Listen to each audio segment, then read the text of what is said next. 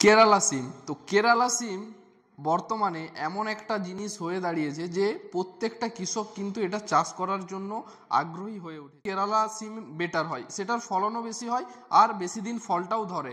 আর যেগুলো ঝাঁটি গাছ হয় বা যেগুলো দাঁড়ানো গাছ হয় সেগুলো কিন্তু লতানোর মতো এতটা ফল দেয় না, বা ওটা আমি কিন্তু কোনোদিন করিনি, কোনো কৃষককে করতেও দেখিনি। আপনারা যদি দেখেছেন তাহলে সেটা আলাদা ব্যাপার, কিন্তু আমি আজ পর্যন্ত দেখিনি।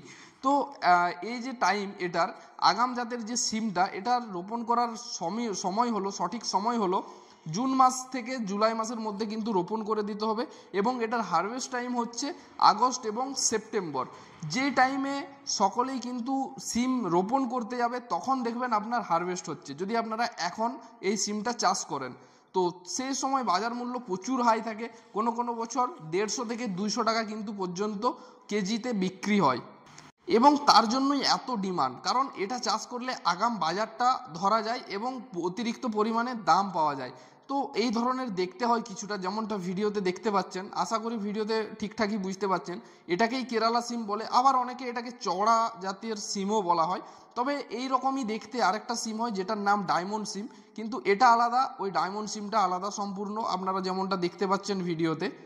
ফলন বেশ ভালো, কোনো অসুবিধা নেই। আর সেই সাথে গাছের কিন্তু রোগ প্রতিরোধ ক্ষমতাও ভালো আর দীর্ঘদিন কিন্তু ফল দেয়।